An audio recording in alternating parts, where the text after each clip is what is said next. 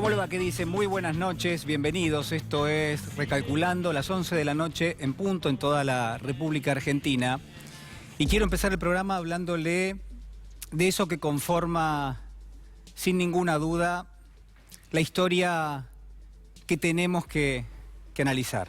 La historia dramática, trágica de este chico que se llamaba Fernando Báez Sosa, que tenía 19 años y que fue brutalmente asesinado.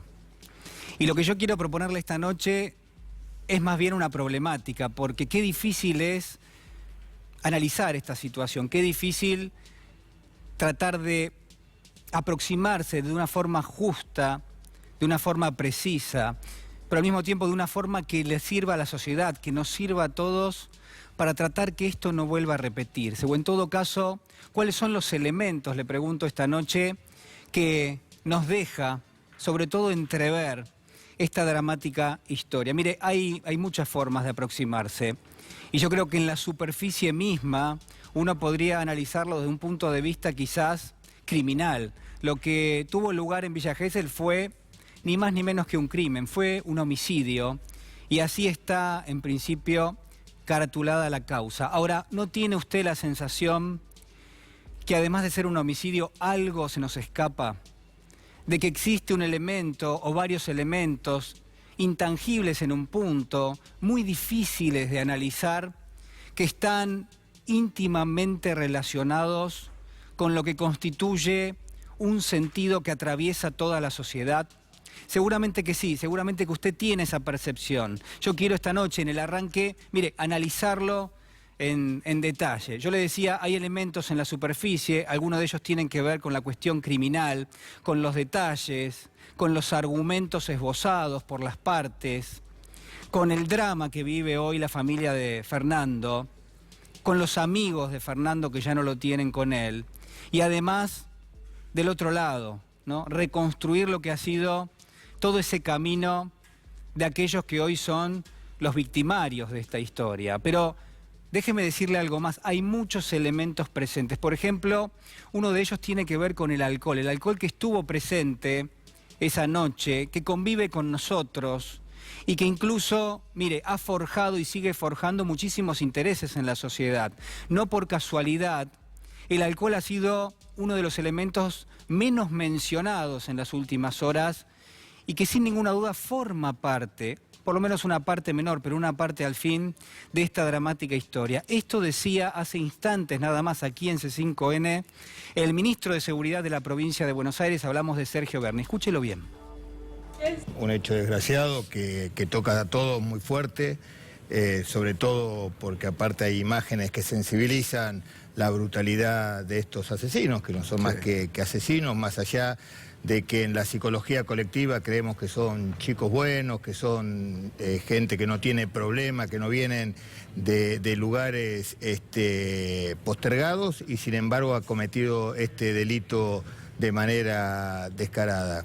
Lamentablemente ha fallecido un chico que tenía todos los antecedentes de ser una persona solidaria, de trabajar para los demás y como bien comentaba recién, ni siquiera había tenido ocasión de ser el protagonista de la pelea. Pero bueno, lo que tenemos que hacer un replanteo muy fuerte, como escuchábamos recién a los diferentes testigos, a los vecinos, el consumo exacerbado del alcohol en este grupo etario que va entre los 16 y 20 años como una figura imprescindible a la hora de tener que divertirse. No hay posibilidad de divertirse si no hay alcohol en el medio, una droga que nosotros venimos denunciando hace mucho tiempo. Siempre cuando discutimos el tema de drogadicción, siempre que el paco, la cocaína, la marihuana, y siempre el alcohol, le digo, señores, ustedes se están equivocando, nuestros jóvenes cada vez están siendo víctimas más profundos sobre el uso y el abuso del alcohol, y bueno, estas son las consecuencias. El ministro tiene un punto. ¿no?, que es el alcohol. El alcohol es muy importante en esta historia, pero yo le diría que hay otros elementos, ¿no? El alcohol es muy importante, no se ha hablado prácticamente del alcohol, ¿usted lo notó? Hay intereses detrás del alcohol, hay intereses detrás de venderle alcohol a los chicos en los boliches, hay intereses detrás de venderle alcohol a los chicos en las previas, que se hacen horas antes de ingresar a un boliche y que muchas veces terminan generando este tipo de situaciones, cuando no otras que también tienen desenlaces sumamente trágicos. Pero lo que yo quiero aportarle esta noche, o en todo caso, mire, plantearlo para entenderlo junto a usted, es que hay una aproximación que quizás es más relevante todavía, y es que esto no es un caso aislado, porque en la Argentina hay muchísimas muertes que se producen producto de homicidios, pero también hay muchísimos femicidios. Y en ese sentido, muere en la Argentina una mujer producto del femicidio cada 30 horas aproximadamente. Y yo creo que ahí hay elementos mucho más importantes también para mencionar en esta noche. Súmelos junto al resto de las crónicas que ha escuchado a lo largo del día. Súmelo porque son relevantes y porque además en algún punto nos ayuda a acercarnos con mayor justicia a lo que está pasando en la sociedad y sobre todo cómo un sector de la sociedad concibe hechos como el que pasó en Villa Gesell. Hace apenas algunas horas tuve la fortuna de entrevistar a Soana Sosa. Soana Sosa es jugadora de rugby femenino, y nos hacía un aporte realmente fundamental. Escúchela atentamente. Me parece desde una perspectiva de género, Sí, que es la que vengo a hablar, no tiene que ver con el deporte, no tiene que ver con el rugby, tiene que ver con esta matriz patriarcal, que es esta violencia, que engendra más violencia, y que es en donde hay que poner foco. Es ahí justamente, digo, es un grupo de varones que atacan a otro varón más débil, y es siempre un poder que se detenta de un más fuerte hacia un más débil. Y estas características son propias de los grupos de varones, cuando los varones se envalentonan y toman de presa a un otro que es diferente, a un otro que propiamente dicho es más débil, ¿no? claro. Y hay que leerlo en ese contexto, me parece, que no escapa el deporte a sufrir este tipo de cosas. Digo, la violencia machista y patriarcal está en todos los ámbitos. Bueno, la violencia machista y patriarcal está en todos los ámbitos y el rugby no escapa, es un reflejo de la sociedad. No hay por qué separarlo y analizarlo en forma particular. Es un elemento más. El rugby es un emergente más, si usted quiere, de la sociedad. Hay un mandato, ese mandato está forjado en función de lo que uno podría considerar que son, entre comillas, atributos que los hombres utilizan para reafirmar su propia imagen, para reafirmarse frente al resto de la sociedad y también al resto de quienes forman parte de su género. Y esos valores, entre comillas, tienen que ver con la violencia, con la beligerancia, tiene que ver también con lo económico, a veces incluso hasta con un atributo que tenga una vinculación con la fuerza física. Todo es aprovechado en ese contexto para reafirmar una personalidad. Y aquel que no está ahí, aquel que no lo logra, no tiene otro lugar.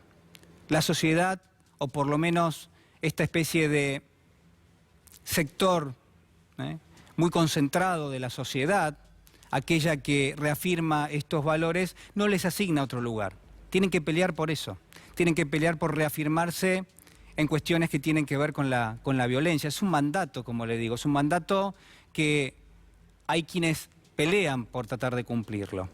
Y no hay un lugar afuera de eso, no existe una periferia, es todo centro o no es absolutamente nada. Mire, yo creo que la salida no tiene que ver con una lectura moral, no se puede hacer una lectura moral de esto porque hay otra lectura que es mucho más importante, que es la lectura política. Lo que está pasando en la sociedad, la concepción de la violencia como una herramienta para reafirmar la propia personalidad, la propia virilidad, tiene que ver obviamente con la política y con las lecturas que se hacen y con la educación y cómo se forjan esas lecturas a lo largo del tiempo, cómo se construye una especie de sentido común que se esconde debajo de lo moral, porque es fácil hoy decir, bueno, eso que ha pasado es un crimen, es un homicidio, pero detrás de eso lo que hay son concepciones, detrás de eso lo que hay son valoraciones construidas a lo largo del tiempo en muchísimas instituciones donde estuvieron estos chicos que hoy son asesinos, estos chicos que hoy son asesinos, y de las cuales ninguna de esas instituciones se va a hacer cargo. Ninguna de esas instituciones se va a hacer cargo. Esto es lo que está pasando en nuestro país. Escúchela nuevamente a Zoana Sosa a propósito de la salida a esta situación. La educación como herramienta y también tener políticas claras de todas las instituciones y compromiso social para entender que no hay un camino posible con esta violencia machista y patriarcal. No hay vida posible. Y digo, estamos lamentando una vida. Digo, no hay vida posible, ni a corto, ni a mediano, ni a largo plazo. Y tiene que haber perspectiva de género para tratar todos los temas dentro de nuestras instituciones y también afuera, tener la posibilidad de hablar con los chicos desde temprana edad. La salida es política y nuestro hashtag hoy es recalculando la sociedad porque obviamente, digo, es momento de recalcular. Y me permito tomarme una atribución. Usted sabe, yo estaba pensando en las últimas horas en este personaje ampliamente conocido. La historia cuenta que él se llamaba Alonso Quijano, que vivía en la zona de La Mancha, allí en España, en Castilla, y que allá por principios del siglo XVII, bueno, de alguna manera su vida era bastante rutinaria. Este hombre, Alonso Quijano, vivía leyendo novelas de caballería, una y otra vez, uno y otro día, permanentemente. Su mundo se fue forjando por esas novelas de caballeros que tenían una armadura y que embestían contra cualquier persona que se cruzase en su camino, porque el objetivo era siempre otro. Eran objetivos, se supone, nobles, idealistas. Y Alonso Quijano, de tanto leer, de tanto forjarse en esas historias, terminó creyéndose que era uno de ellos. Y un día sale a la calle transformado en algo que se llamó el Don Quijote, el ingenioso hidalgo Don Quijote de la Mancha, así lo escribió Miguel de Cervantes Saavedra. Y quizás hay un dato que es central en la historia, porque Alonso Quijano, ya transformado en el Don Quijote, concibe que él es un caballero y tiene una armadura como la de un caballero, pero quizás además lo que tiene es un sistema de valores en el cual está forjada de alguna manera su posibilidad de ser caballero, tal y como pasa en la sociedad con ser hombre. Y esa valoración que hace el Don Quijote es a propósito de la violencia y también de la soberbia. El Quijote no sería el Don Quijote y esa historia no sería finalmente esa historia si no estuviese cruzada no por ideales, no por valoraciones altruistas, que sin ninguna duda las tiene la historia, sino también por la soberbia y por la violencia. Hay infinidad de ejemplos dentro de la historia del Don Quijote. Basta rememorar que en algún momento arremete contra un rebaño pensando que era un ejército enemigo, que a veces arremete contra una manada también de animales y en algún momento... la clásica historia donde es el Don Quijote el que prácticamente quiere enfrentar y termina enfrentando a lo que él considera que son gigantes, que no son otra cosa que molinos de viento. Esa historia que es tan conocida, bueno, es concebida por el Don Quijote de la Mancha como gigantes, a las cuales hay que enfrentarse y que terminan siendo molinos de viento. Yo le digo que el componente de violencia que tiene el Don Quijote es enorme, pero también el componente de soberbia, porque el desenlace va a ser muy triste, producto quizás de la imposibilidad del Don Quijote de reconocer que todo es un error que ha sido concebido por él, es un error que ha puesto él en marcha, y es un error donde él no está dispuesto a reconocer su propia soberbia. Le pasa lo mismo a la sociedad tiene que reconocer que efectivamente lo que está pasando es que no puede enfrentarse a su propia soberbia. Si queremos encontrar una salida para esto, es hora de empezar directamente a planteárselo. Compartimos el informe de las últimas horas en este asesinato de Fernando Báez. Solo quiero justicia, que paguen lo que le hicieron a mi hijo. No se merecía, ni una persona se merecía esto. Y que pague lo culpable. Yo estaba ahí cuando él estaba ahí tirado en el piso, que le estaban haciendo RCP, que tardó un montón la ambulancia. Bueno, cuando viene la ambulancia yo me vengo para acá y ya me habían dicho igual, como que el chico ya no tenía pulso en realidad. y había un policía que había vuelto de la pelea de la esquina y había otro chico más que empezó a preguntar a los gritos si alguien sabía hacer las maniobras de RCP y nadie contestaba nada y no dudé ni un segundo y fui corriendo hasta donde estaba, me até el pelo, me arremangué y empecé a hacer la RCP. No, amigo, lo mataron, lo hicieron verga, no, lo hicieron verga, amigo, qué onda es.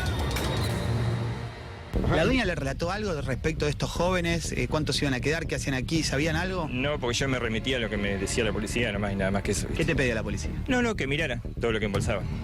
Más que eso. ¿Te iban diciendo, te hicieron leer el acta después cuando terminó? ¿Te hicieron leer el Claro, sí, acta? yo tengo que leer, ver bien todo lo que embolsaron y firmar. ¿Recordás que embolsaron, Sergio? Zapatilla y ropa nomás, ¿viste? Los pies esposados, todo, hicieron la requisa, todo en orden. Y como estábamos volviendo para acá, recién ahí pudimos ver a los chicos que se habían cambiado y estaban saliendo de la casa. ¿Cómo es importante que se habían cambiado de ropa? Sobre todo porque acá están manchadas con sangre Nosotros algunas no de las sabíamos ropas. que eran ellos, así que nosotros ni imaginábamos que se habían cambiado de ropa porque habían matado a alguien. Pensamos que iban a ir a la playa. ¿En cuánto cayó la policía? Nos levantamos a la mañana y nada, les cuento, estaban todos esposados y la policía estaba haciendo requisa. Como siempre dijimos, se va a poner a disposición de la justicia, porque acá no hay absolutamente nada que ocultar. Ya vino el abogado, trajeron todas las pruebas, trajeron los testigos, vino también una vecina que justamente entraron juntos el coche al mismo tiempo. ¿Llegó una vecina desde allí de Zárate? Sí, nosotros ni sabíamos que lo había visto a Pablo. Y ayer, cuando se enteró de todo esto, fue a casa en Zárate y nos dijo que ya que iban a declarar porque ya lo había visto a Pablo, habían llegado juntos cuando a entrar los coches a sus respectivos domicilios, ¿no? Bueno, aparte fíjate que Pablo no aparece en ninguna cámara, acá en Villa Gesell. Un profundo dolor, ¿no? por lo que ocurrió. La verdad que acompañé a la familia desde el primer momento. Y bueno, seguir trabajando por la prevención, ¿no? Aquí los chicos tienen que entender, los jóvenes tienen que entender que tienen que venir a disfrutar de sus vacaciones, a disfrutar de nuestra ciudad, sin agredirse, sin lastimarse. La realidad es que, bueno, uno los deja para que disfruten, o sea, entendemos la magnitud de toda esta situación de que está prohibido, de que aún estando prohibido dejan pasar, de que la documentación, los controles no existen, los excesos y demás. O sea, a mí me excedió a la madrugada encontrarlos llegar de esta manera, los dos muy choqueados. La verdad que, bueno, tienen que tomar más conciencia todos, nosotros como adultos en principio, porque somos responsables por sobre ellos, los chicos concientizarse también un poco más. No se puede terminar matando a una persona a los golpes. ¿Cuál podría ser la pena? Y bueno, hoy el fiscal sostiene una acusación de un homicidio agravado por el concurso premeditado de 3 o más personas. ¿Esto qué quiere decir? De que los rugbyers, ya que no les gusta que los estigmaticen, pero se encuentran aprendidos, son rugbyers que cometen un homicidio en un episodio muy violento. Van a enfrentar la posibilidad cierta y concreta, hay que ver si después en el funcional lo pueden sostener, ahí tengo mi duda, de que puedan enfrentar condenas los autores o los partícipes, cuanto menos de prisión perpetua, con lo cual van a pasar cuanto menos 35 años presos. Si la puede sostener el fiscal, no tengo alguna duda, porque hay que determinar pericialmente esto, que la autopsia determine qué es el golpe que lo mata o qué cantidad de golpes son los que le terminan produciendo la muerte al chico. Bueno, ahí estaban los detalles de lo que ha ocurrido durante el día de hoy. Ya está con nosotros Carlos Rosansky, es ex juez. ¿Cómo le va, Rosansky? ¿Qué dice? Buenas noches. Un placer, Julián. Gracias. Bueno, ¿qué lectura podemos hacer de esto que está pasando? Bueno, 2 lecturas. Una es la inmediata, que es, bueno, la tragedia, el crimen. Y yo escuchaba hoy a la tarde la nota que hacías que recién refrescaste con Xoana Sosa. Sí. Y me impactaba la claridad con que ella vinculaba esto que sucedió con la masculinidad. Y esto es novedoso para nosotros, o sea, rápidamente empezar a vincularlo, no pasaba esto antes, es lo que estamos viviendo, es decir, un crimen horrible, pero que en lugar de tomarse como simple violencia extrema, se lo vincula claramente con la masculinidad, con todo lo que representa lo varonil, ¿no es cierto? Y eso ya tiene un trasfondo cultural mucho más amplio, que supera la tragedia individual de este pobre chico. Y yo creo que tenemos que ocuparnos de las dos cosas, de lo inmediato, que es Villa Gesell, el alcohol y todo lo que se viene analizando, y por otro lado, tomarlo un poco más en perspectiva. Y sobre todo, ¿por qué nos está pasando esto? Es decir, ¿por qué se llega a exacerbar tanto esa violencia masculina? Los femicidios que vos mencionabas no son casuales, son producto cultural. Es lo que se está deconstruyendo, como se dice ahora. Y afortunadamente, yo también lo asociaba rápidamente con lo que pasó hace muy poco. El presidente de la Nación, una parte importante del gabinete y de toda la primera línea y segunda línea del gobierno, sentados escuchando a Dora Barrancos, a Eli Gómez Alcorta, ministra, hablar de género. Esto es una revolución. Esto es lo que nos da un poco de, dentro de la tragedia, nos da un poco de estímulo, ¿no es cierto? ¿Debiera seguir el mismo camino de lo que es la ley Micaela? Es decir, hay que trabajar estos temas, tienen que ser parte de la currícula. ¿Cómo uno puede de alguna manera generar algún tipo de impacto en la sociedad, sobre todo teniendo en cuenta que hay un elemento allí que da vueltas, que uno no sabe bien cómo analizarlo, y que tiene que ver con que se trata, por ejemplo, de chicos que forman parte de un equipo de rugby, ¿no? Entonces se hace como una relación entre lo institucional, también la práctica del deporte, por qué se generan estas situaciones. Sin duda, y todo se interpela ante tragedias como esta. Lo que pasa es que la ley Micaela yo creo que es muy positiva, pero en lo personal no creo que la simple capacitación pueda revertir un imaginario ancestral. Es decir, el patriarcado es un imaginario ancestral, se deconstruye con el tiempo y lamentablemente unos pocos años de machirulos gobernando nos retrasan decenas de años. Y esto es algo que también hay que tenerlo en cuenta. No podemos olvidarnos que hasta hace un mes y pico teníamos un presidente que decía públicamente que a las mujeres les gusta que le digan qué lindo culo que tenés. Para dar solo un ejemplo por cuestiones de tiempo. Entonces, esa imagen de un individuo como Mauricio Macri y el sector social que él representa, también hay que interpelarlo a la hora de analizar por qué pasan estas cosas y sobre todo cómo avanzamos sobre el retroceso que ellos nos han generado. Quiero cambiar de tema ahora, porque estuve observando ahí algunos tweets que usted puso en las redes sociales, y también uno que publicó hace apenas algunos instantes nada más la expresidenta, actual vicepresidenta Cristina Fernández de Kirchner, a propósito de esta serie de Netflix que habla del caso Nisman, habiéndose cumplido 5 años de la muerte del fiscal. Bueno, dice la paradoja argentina, o cuando Netflix hizo lo que tendría que haber hecho Comodoro Pi y Comodoro Pi hizo lo que hace Netflix. No sé si pudo leer, pero bueno, entre otras cuestiones, ese es el resumen, digamos, el espíritu de lo que ha escrito Cristina. ¿Qué piensa de eso? Me parece muy claro, lo de Comodoro Pi es muy triste, también es una tragedia. Sí, son daños sociales muy fuertes. Y también se nos llamaba atención para ver cómo se revierte, ¿no es cierto? O sea, estamos hablando de un poder judicial en crisis, con un 80% de la población que descree de su poder judicial, lo cual es una cosa muy grave. Y en el caso concreto de Nisman es elemental. 5 años atrás, un individuo con un presente en aquel momento, un presente sumamente dudoso, con dineros sucios, con cuestiones que hay que investigar, termina suicidándose y ahora desde hace 5 años instalan una teoría absolutamente ridícula, inaceptable, pero que a fuerza de mentir cotidianamente en los medios hegemónicos, termina siendo posible.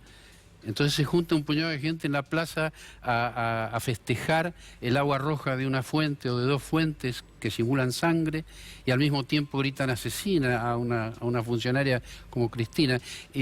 Todo eso también es una violencia simbólica fortísima que yo la atribuyo claramente a los 4 años anteriores. Usted decía que, por lo menos me pareció haber leído, que habría que interpelar a Luis Brandoni porque él era uno de los que gritaba asesina en la plaza. Sí, son delitos de acción pública, estamos hablando de intimidación pública, incitación a la violencia, a cometer delitos, etcétera. Y cuando son producidos por personajes conocidos públicamente, que incluso son referentes para un sector de la sociedad, es muy grave. Y también es muy grave que no haya habido una denuncia de algún fiscal de turno, porque eso nos está mostrando que cuando hablamos de una parte podrida del Poder Judicial, no tenemos que pensar solamente en un Stornelli como fiscal corrupto o en un Bonadío como juez corrupto. Hay un sector un poco más amplio que habría que ocuparse de eso. A ver, analizamos qué decía hace instantes nada más el ministro de Seguridad de la provincia, Sergio Berni, a propósito del caso Nisman. 18 de enero nos quieren procesar. Yo leí ese artículo y me llamó la atención de que, por ejemplo, en mi caso me quieren procesar por haber alterado la escena del crimen. Dice, hay 3 pericias, una dice que no hubo terceras personas, las otras 2 dicen que fue un asesinato en el baño y ha quedado totalmente demostrado que yo no he entrado al baño. Así que ya desde entrada arranca mal. Eso es algo que ya la justicia hemos sido interrogados, hemos sido citados en calidad de testigo y está perfectamente claro que, mire, los crímenes perfectos no existen, existen las malas investigaciones. Por lo tanto, o esto es una mala investigación o no hay mucho más para investigar, porque en 5 años no se ha aportado una sola prueba distinta a la que ha aportado la doctora Fein y la jueza Palmagini, salvo los resultados de una pericia, pero que eso es totalmente responsabilidad de los jueces aceptarla total o parcialmente, no es vinculante, pero como prueba no se ha aportado absolutamente nada. Por lo tanto, estamos ante la incertidumbre si la investigación es muy mala o no hay nada que investigar. Bueno, Elisa Carrió avisó que iba a presentar una denuncia a la ministra de Seguridad, Sabina Frederick, a propósito de lo que había sido la mención de la ministra para la revisión de la pericia de gendarmería en el caso Nisman. ¿Qué opinión le merece? Y es lógico, o sea, no solo Elisa Carrió, todo el sector que ella representa tiene que estar en contra de que se revise algo que todos sabemos, sobre todo la gente de derecho, que es un absurdo, que no va a durar. El problema es que cuando se construye subjetividad, como han venido haciendo estos años, con la ayuda de los servicios de inteligencia y sobre todo los medios de comunicación hegemónicos, el problema es que algo que es inverosímil termina siendo posible. Entonces, por eso se construye un homicidio en base a un suicidio. Por eso, por ejemplo, ahora en el acto de estos días, cuando Lautaro Maislin le pregunta a una señora respecto de la ropa que tenía puesta Nisman, recordando que el personaje siniestro, Andajasi, dijo públicamente que Nisman lo mataron porque no podía verse, una persona coqueta no se podía suicidar en calzoncillos, más allá de que no eran calzoncillos, pero es una brutalidad en lo que él está transmitiendo.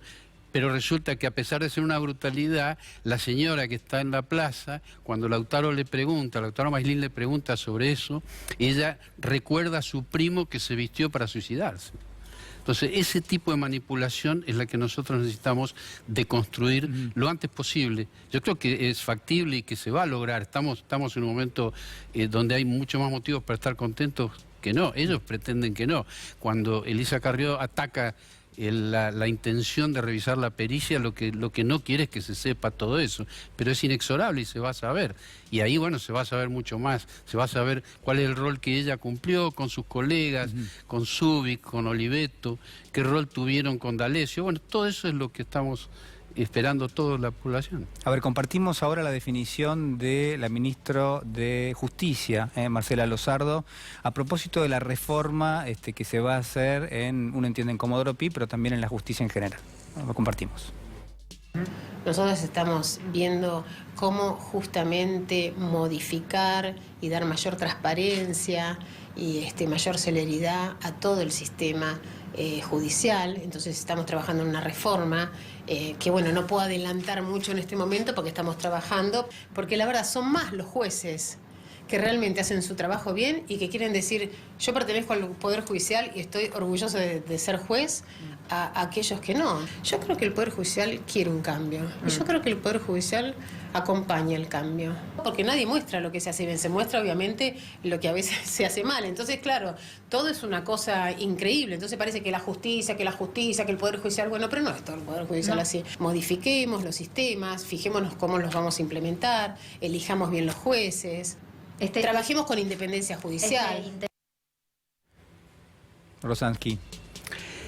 Sí, yo Coincido en cuanto a que la mayor parte de los jueces y fiscales no son Bonadío, eso está claro. De hecho, no habría país, no podría haber país si la mayoría fueran Stornelli o Bonadío. ¿Pero es necesario hacer una reforma de la justicia? Sí, una reforma integral, o sea, cambiando esa lógica. Yo lo que planteo es, si nosotros pensamos que Stornelli es una excepción, nos vamos a equivocar.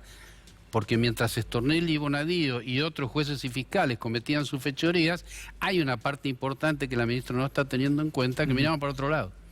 Yo no estoy diciendo que estaban actuando como Stornelli o Bonadío, pero dejaban hacer. Tenemos una corte una parte de la corte convalidó un 2x1 imposible, ilegal en la Argentina. Y esas cosas hay que revisarlas. Y para eso hay que sentarse a pensar si verdaderamente estamos ante un puñado de funcionarios corruptos o un sistema que ya no va más. Si con solo ampliar los juzgados resolvemos el problema o tenemos que analizar qué pasa con el Consejo de la Magistratura, por ejemplo. Ahora tenemos la dicha de que el presidente de la Nación ha designado a una representante de lujo en el Consejo de la Magistratura, que es Vanessa Sile. Pero bueno, eso es un adelanto, lo cual no quiere decir que el sistema esté funcionando bien. El sistema no ha funcionado bien los últimos años porque necesita un cambio. Cristina Fernández de Kirchner, ¿se acuerdan que presentó su proyecto de ley, que fue ley? Es una ley que modificó algo, a mi entender, revolucionario, que es que los consejeros que provienen de corporaciones, abogados, jueces y académicos, iban a ser elegidos por el voto popular, los consejeros. Y esto nos hacía pensar que es mucho más lógico que millones de personas que son afectados por los fallos judiciales puedan intervenir como mínimo en la designación de los consejeros. Eso rápidamente fue considerado inconstitucional por la Corte Suprema, nunca se llegó a aplicar y al día de hoy el pueblo no puede participar en la elección de los consejeros. Carlos Rosanqui, muchas gracias. No, un placer, muy amable. Se viven momentos importantes en términos económicos, también políticos. Lo analizamos en instantes con el diputado Alejandro Topo Rodríguez, pero este es el resumen. Y estamos convencidos de que en el año 2019 la Argentina va a tener una inflación de un dígito, cosa que no ocurre desde el año 2005 probablemente. La economía se tranquilice, yo creo que poco a poco lo vamos haciendo. Le exijamos a productores de la industria, fundamentalmente agroalimentaria, a que tengan un compromiso ético con la sociedad argentina. En el mes de diciembre la inflación aumentó un 3,7%, a pesar de todas las medidas que se intentaron tomar en el último tiempo del gobierno de Mauricio Macri. No me voy satisfecho con cuánto creció la economía en mi mandato, o cuáles fueron los resultados de nuestra lucha contra la inflación y la pobreza. La inflación más alta en 28 años. Trabajadores rurales y personal doméstico que quedaron al margen del decreto publicado por el Gobierno Nacional que establecía un incremento salarial de 4.000 pesos en 2 etapas, 3.000 con los salarios de enero que se pagan en febrero y los 1.000 extra con los de febrero que se pagan en marzo. Ese aumento que queda ya integrado al salario y que después deberá discutirse en paritarias de qué manera se lo proyecta, de qué manera se lo incorpora o en todo caso cómo se lo extiende y se lo proyecta, tiene su capítulo pendiente con estos dos grandes grupos porque son más de 2 millones de personas que trabajan en el sector rural, en el agro y que trabajan en el servicio doméstico. El presidente Alberto Fernández de generar esta tarjeta alimentaria que, muy importante, despersonaliza lo que quizás se puede interpretar como que una persona te entregue alimentos o te entregue una tarjeta de alimentos. En este caso, la entrega se hace directamente a través del Banco Provincia. En realidad, nosotros tomamos la base de datos del ANSES, tomamos las madres que tienen chicos menores de 6 años, las mujeres a partir del 3er mes de embarazo, las personas con discapacidad que tienen asignación, eso sale de la base del ANSES y de esa base se construye lo que es la tarjeta alimentaria. Vamos a llegar en todo el país a 2,5 millones de chicos, 1.400.000 tarjetas. Hoy arrancamos en el conurbano, muy fuerte. ¿Cuántas lanzaron hoy? Hoy, en total, esta semana son 124.000. Bueno, mucho. En 3 semanas se cubre todo el conurbano, 350.000. Antes de fin de mes va a estar definida cuál va a ser la pauta hasta acá hay dos definiciones que puedo decirte. La primera es que el aumento va a ser para todos los jubilados y jubiladas. Esto lo hemos hablado con el presidente. Mínima, todos media, van a cobrar, todo. exactamente. La segunda definición que es importante es que las jubiladas y los jubilados que están en la mínima y con jubilaciones bajas le van a ganar a la fórmula de Macri. Van a ganar más que si hubiera estado vigente la fórmula jubilatoria anterior. Nos queda por conversar con el ministro Guzmán, con el ministro Moroni, cuál va a ser la mecánica. Probablemente sea una suma fija, probablemente una suma fija que esté complementada con una adicional variable. Los montos y los porcentajes para todos los jubilados los daremos a conocer los próximos Todavía días no están definidos. sobre la base de este trabajo en conjunto, porque digo, a ver, Gustavo, debe ser la primera vez que en un país quebrado el ajuste no se hace sobre los que menos tienen. La economía se tranquilice, yo creo que poco a poco lo vamos haciendo. Le exijamos a productores de la industria, fundamentalmente agroalimentaria, a que tengan un compromiso ético con la sociedad argentina. Bueno, ya estamos con el diputado Alejandro Topo Rodríguez. ¿Cómo le va, diputado? ¿Qué dice? Buenas noches. Gracias por la invitación. Bueno, ahí Alejandro Banoli, titular del ANSES, decía, se viene un aumento para los jubilados, los que iban a cobrar 11,6%, que era lo que preveía la fórmula que fue suspendida, van a cobrar más. Después hay jubilados que tenían mayores ingresos que se supone que van a cobrar menos. No lo dice, pero está claro, digo. ¿Cuál es su opinión con respecto a este esquema que el gobierno va a llevar adelante? Creo que priorizar a los jubilados y pensionados que cobran la mínima es un buen comienzo. Son casi 8 de cada 10 y esto ha venido acompañado también por una decisión que creo que hay que destacar, que es la baja de la tasa de interés a los jubilados, que son muchos en cantidad y en proporción, que tienen créditos con ANSES, y la suspensión del pago de las cuotas durante enero, febrero y marzo. Eso es un buen comienzo, un respiro para los mayores, para las abuelas y los abuelos. Y en el otro extremo, la tarjeta alimentaria es la prioridad para una Argentina en la que las familias dejaron de consumir en 4 años, en promedio, 41 litros de leche por persona. Eso significa que la reactivación del consumo de bienes tan básicos como la leche es también un buen comienzo. Son buenos comienzos, como lo es también la decisión del Banco Central en los últimos 30 días de bajar la tasa en 3 oportunidades, la conformación de un directorio con una visión muy profesional pero muy asociada a la producción. Son indicadores de un buen comienzo. También hay que prestar atención a aspectos sobre los cuales hay que adelantarse. Por ejemplo, yo tengo la sensación de que las pymes están al límite en materia de presión tributaria. Y lo mismo los pequeños y medianos productores del campo. Entonces, en eso hay que tener el ojo fino, evaluar las políticas, porque en todo caso de eso se trata, e ir pudiendo ajustar o adecuar las respuestas que sean necesarias. ¿A usted le parece que el gobierno no está prestando atención a esa presión impositiva que tienen las pequeñas y medianas empresas, por ejemplo? Mire, le doy un ejemplo muy concreto donde no se está haciendo nada. Hay muchos municipios de la provincia de Buenos Aires que cobran una tasa municipal al combustible. Eso no está en línea ni con la orientación solidaria del conjunto de las políticas que se están poniendo en marcha y del esfuerzo de la sociedad, y tampoco colabora en nada a detener la inflación. O sea, eso hay que eliminarlo ya. Se solapan los impuestos nacionales, provinciales y municipales. Hay que eliminarlo ya. No puede haber tasas municipales aplicadas al combustible, porque usted lo sabe, Julián. Cuando uno grava el combustible con otra tasa que no tiene nada que ver con el precio de ese bien, genera un aumento del transporte, de otros insumos, o sea, en el gas natural comprimido, en el gasóleo o en la nafta. Eso hay que eliminarlo ya. ¿Cuál es la opinión que tiene, diputado, de lo que el gobierno en principio ha trascendido, piensa poner en marcha, que es una negociación donde va a haber, donde los elementos van a ser los precios por un lado, los salarios por otro, se va a tratar de pactar una especie de congelamiento desde todo punto de vista, pero hay quienes dicen, bueno, los precios ya subieron y los salarios en todo caso va a haber una recomposición, pero van a ser sumas fijas, con lo cual se va a ir achatando lo que es la pirámide en términos salariales también. Digo, ¿cuál es la perspectiva? Es una dinámica compleja que requiere también saber de decisiones respecto de otros precios de otros bienes en la economía, es decir, cuál va a ser o cuál es la inflación esperada para este año, cuál va a ser también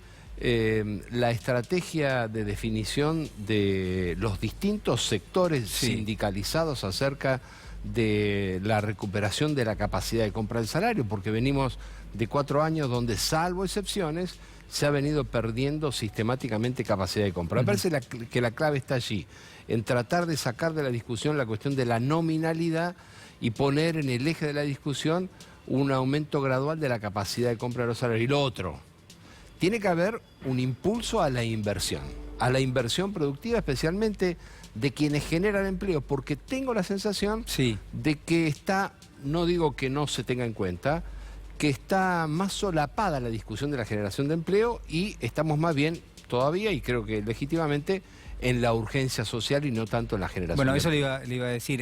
Sería erróneo pensar que el gobierno tiene una primera etapa donde atiende cuestiones vinculadas con el hambre y con la deuda y que queda para una segunda instancia, en todo caso, ver cómo se pone en marcha la economía. ¿Uno podría pensarlo de esa manera? Es lógico, porque además venimos de una destrucción de empleo y de una generación de condiciones sociales tan extremas que es razonable. Sin embargo, no hay que soslayar la necesidad de ir adecuando los instrumentos financieros, crediticios, y en ese sentido, reitero, un buen indicador es la baja de tasa del Banco Central para el conjunto del sistema financiero, que va a redundar seguramente también en la posibilidad de invertir o de endeudarse para invertir. Usted que tiene tanta idea de cuestiones económicas, le pregunto una pregunta que me parece que está dando vuelta, que es ¿qué va a hacer el gobierno con aquellas cuestiones que por lo menos hasta ahora han sido congeladas, ¿no? Es un poco prematuro plantearlo, pero hay quienes dicen, bueno, ¿cuánto tiempo el gobierno puede congelar las tarifas? ¿Cuánto tiempo puede mantener el tipo de cambio prácticamente en niveles de 60, 62 pesos aproximadamente? ¿Eso va a representar una problemática a futuro o usted ve que tiene más atributos que los problemas que puede llegar a traer? No, yo en ningún caso veo estrictamente decisión de congelamiento, tampoco se ha presentado así. Se ha presentado como la necesidad de poner un paréntesis para redefinir pautas de actualización. Lo hay en materia jubilatoria, lo hay también en materia tarifaria.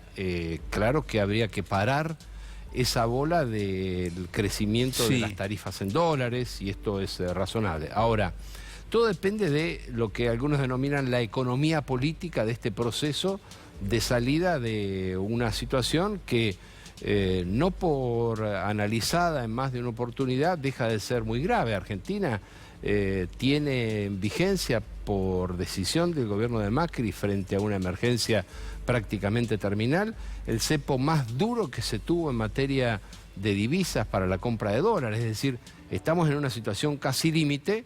Creo que se está abordando con solvencia la urgencia y seguramente habrá que dar esos pasos que usted menciona. ¿Qué opinión le merece la puesta en marcha de la negociación por la deuda externa? Si considera que, por ejemplo, el viaje a Israel del presidente Alberto Fernández es un guiño o es un gesto hacia Israel, pero también hacia los Estados Unidos, en un contexto donde la Argentina necesita un voto positivo, llamémoslo de esa manera, o un respaldo de los Estados Unidos. Bueno, ciertamente estamos en un proceso que, según han anunciado las autoridades, ya se ha iniciado de conversaciones. Hay que tener bien en cuenta que vencimientos con el Fondo Monetario Internacional recién operan a partir del año 2021, y a mí me parece que sí, el viaje del presidente a Israel significa una señal en múltiples sentidos. En primer lugar, es una oportunidad para estar presente en un ámbito en el que nada más y nada menos va a estar pronto de celebrarse el 75 aniversario de la liberación del campo de concentración nazi de Auschwitz. Y la presencia de la Argentina allí, junto con el máximo liderazgo a nivel internacional, de Rusia, Vladimir Putin, Emmanuel Macron, el propio Benjamín Netanyahu. ¿Te parece positivo? Significa una decisión positiva que permite el reposicionamiento de la Argentina en este contexto internacional. Pero yo la vincularía con otra decisión, que es apenas 8 días después estar presente en el Vaticano con el Papa Francisco. Creo que hay que mirar esas dos decisiones en un conjunto y señalar que la Argentina está eligiendo el camino de la paz, el respeto de los derechos humanos y en ambos casos, tanto seguramente en las conversaciones que puedan abordarse en Israel como en el propio Vaticano, el tema de la deuda y la cuestión social y el cumplimiento de la Argentina seguramente va a estar presente. ¿Le parece o le cifra expectativas de que esa reunión de la cual participa o va a participar la titular del fondo, Cristalina Georgieva, y donde va a estar el ministro de Economía, Martín Guzmán, pero donde también se descarta que podría estar el Papa Francisco, que va a tener un desenlace positivo? ¿Le parece que va a ayudar eso a la negociación de la deuda? Yo creo que ese entorno genera condiciones para hacer más probable entendimientos fructíferos. No creo que sea necesariamente un ámbito de decisión, pero sí genera condiciones y en todo caso instala valores que son importantes para la Argentina y que es deseable aprovechar, por lo que el Papa Francisco ha venido planteando en distintos foros y en documentos acerca de la necesidad de preservar la amistad social, la justicia, el respeto al derecho de los pueblos, y en ese marco creo que es razonable esperar eso. Alejandro Topo Rodríguez, muchísimas gracias. Gracias. Ha sido muy amable. Nosotros hacemos una pequeña pausa, quédese que ya viene el analista Nahuel Sosa para hablar de todos los temas, sobre todo de la política exterior del gobierno argentino.